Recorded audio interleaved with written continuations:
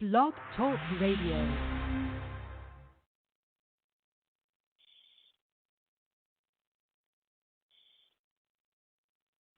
We're in the studio in the early morning hours here in Fairfield, Alabama, with a special guest on the line with me, Mr. Greg Marshall. He's part of our initial interview for today's broadcast. Our special guest today coming on will be Senator Doug Jones. But the question is, who is Senator Doug Jones? Senator Doug Jones, who defeated Republican Roy Moore in the Alabama special election to become the first Democratic senator in 20-plus years. Well, the state of Alabama. He is the sitting senator right now, junior senator of the state of Alabama.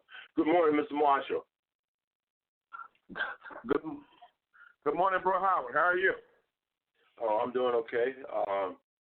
We're about ready to start our program. I thank you for joining us on the interview Thursday morning with Senator Doug Jones.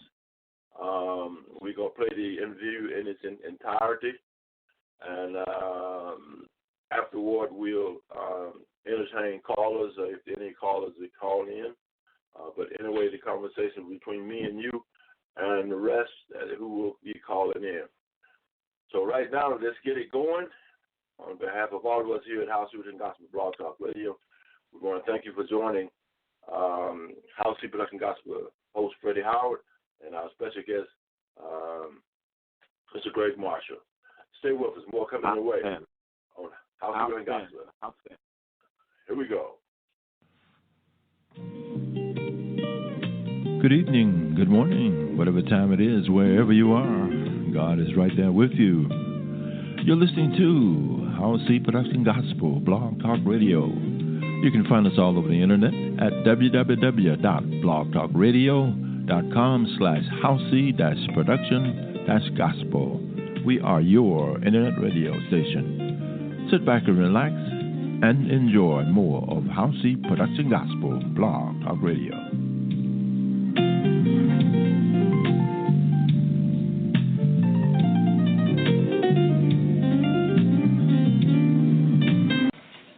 Good morning and welcome to Howcee Production Gospel Blog Talk Radio. I have a very special guest on the line with me. It'll be Senator Doug Jones. He is running for senator of the state of Alabama. He's already a sitting senator. Senator Jones, welcome to Howcee Production Gospel Blog Talk Radio. I'm in the studio with Mr. Greg Marshall as well, and we got about 10 or 15 minutes to talk to you. And you can start off by telling us who you are and what are you going to do for the state of Alabama to change some of the conditions and the situations in Alabama? You got the mic. Well, Freddie, thanks for having me. I really appreciate the opportunity. I really enjoyed my time in Monroeville a week or so ago. We had a wonderful town meeting with some of the health department, healthcare folks, and touring the hospital. It's just a great event. Appreciate that, and appreciate the opportunity to come on with you a few minutes this morning. I'm Doug Jones. I ran for the United States Senate. I'm a former United States attorney in Birmingham. We did a lot of good things. And when I was U.S. attorney, we prosecuted a 1963 bombing of the 16th Street Baptist Church. We chased down a domestic terrorist, Eric Rudolph, who bombed a women's clinic in Birmingham at the same time, just as I got the U.S. attorney. Practiced law in Birmingham, and then in 2017, when an opportunity arose when Senator Sessions took the job as Attorney General, I decided it was time that I thought a lot of people that had not had voices in Alabama politics in a long time have voices, and ran in that election in December 2017 and won that election. And now we're up again. It was a special election, so I got to run again in 2020. And I have been, I think we hit the ground running. I put together great. And we're doing those kind of things I said I would do during the course of the campaign. That's work on really kitchen table issues. It's issues like health care and trying to protect the health care and insurance for folks who have pre-existing conditions.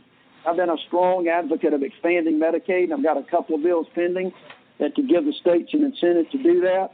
We've been working on workforce development, bringing jobs into this state.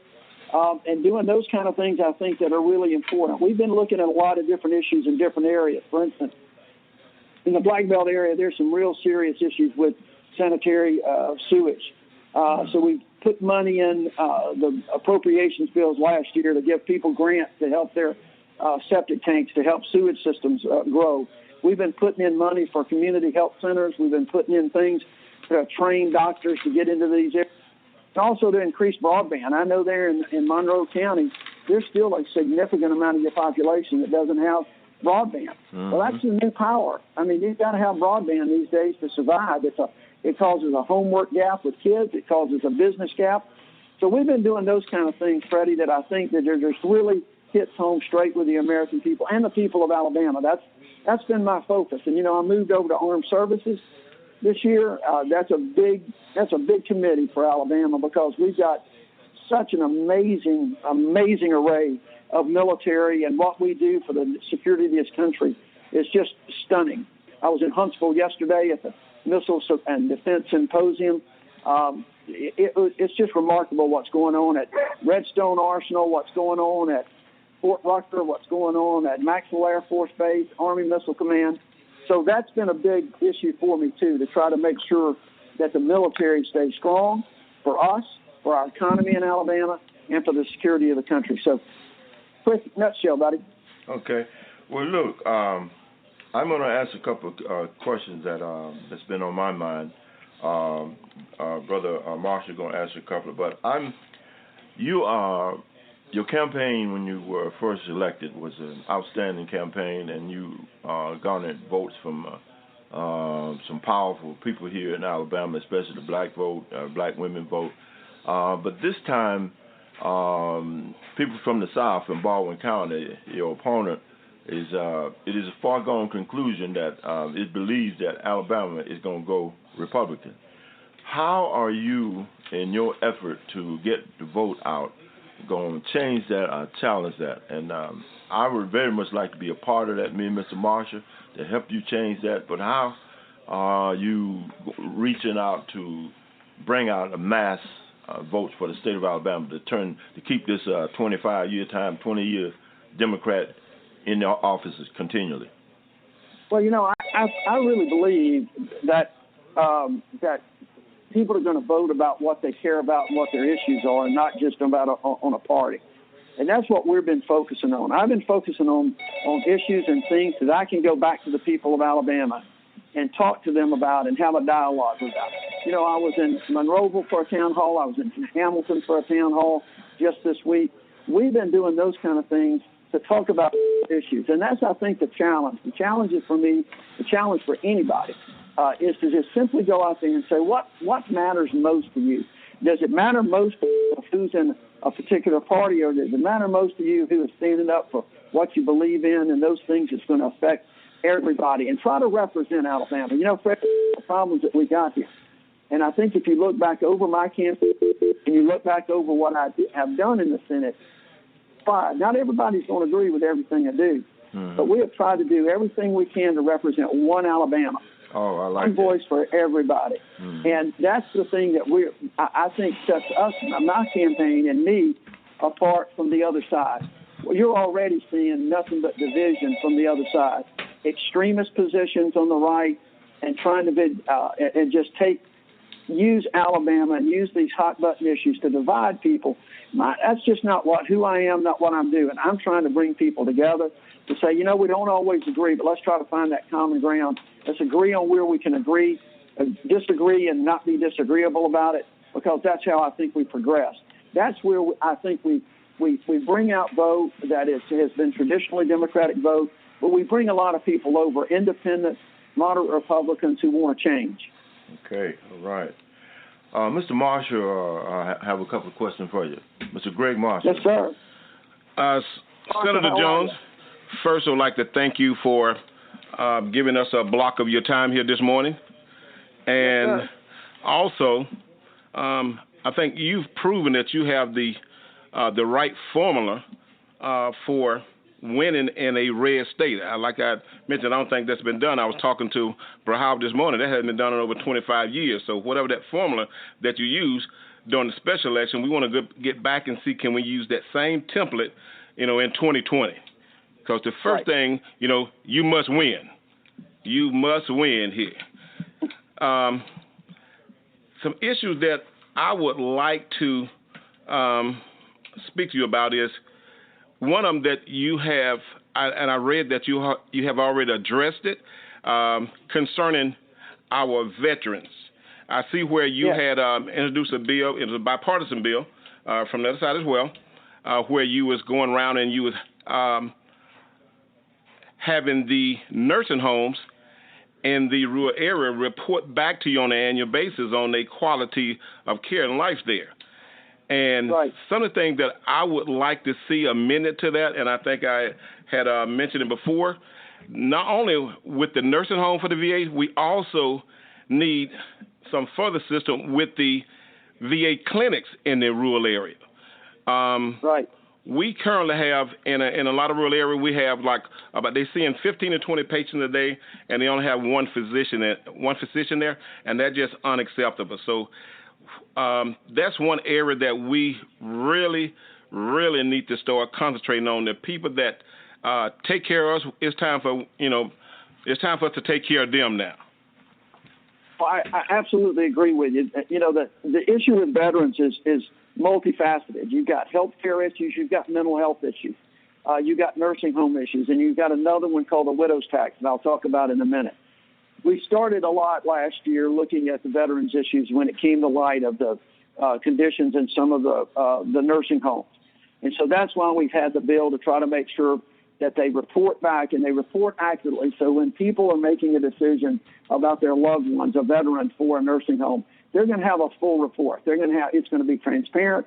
They're going to see what's going on, and they can make it the right decision for their family. That hadn't been done before. We did some things last year to try to help veterans' health care. It is an incredibly difficult problem to tackle because there's so many veterans, and the Veterans Administration is the largest department of the United States. It's incredible what we're trying to do. But it's an especially problem in a state like Alabama when you got veterans spread throughout, and their veterans in rural areas have trouble getting to these clinics, have trouble getting to hospitals in the urban areas. You are absolutely right that we have got to try to do a better job to make sure that we have good access. I am not for privatizing the veterans' health care. At the same time, we've also got to depend on some private care to make sure that we get the care to everyone that we see. We need to make sure we do grade those facilities, as you discussed, and we got to make sure that folks have enough doctors. A doctor shortage and a primary care shortage is not just a problem with the veterans, it's a problem nationwide. And we're trying to address the primary care shortage around the country with incentives for people, loan forgiveness, those kind of things that can put primary care physicians in some of the rural areas. You know, the last thing I want to mention to you, and this is one of the things that I have been absolutely leading the charge on, and that's eliminating the widow's tax for veterans, surviving spouses of veterans who have died as a result of a service-related injury or illness. For 40 years, these veterans are not getting all they deserve. They pay into and get extra insurance, but yet when it comes to time to pay out those benefits, the VA and the Department of Defense deduct a certain amount, so they're only getting about maybe 55 or 60% of what they're due. We've got a bill pending. This has been going on for 40 years, and it just came to my attention last year. I had no idea, and we started a crusade to really get into this. I've got a bill now that I've been leading the charge on. 75 co-sponsors, guys. 75. 3/4 of the United States Senate has signed on to my bill to eliminate this, and we're hoping we're going to get that in their national defense authorization very soon. But that's an important issue. It is the top issue for most of the veterans groups around the country that I've been dealing with. I've been coordinating and talking to all of them over the last couple of months. Well, thank you. And one other thing I want to address, in light of what happened on last weekend with the shooting, we have, I guess, that concerns hits back here in Alabama as far as our schools and for as having a resource officer there in our school. And that's something that I've talked with some of the elected officials, and that's a concern of them also. They want to be somewhat proactive instead of just waiting for something like that to happen, because we have pretty much zero resource officers here in our rural schools. And the last thing that I would like for you to just elaborate on just a little is the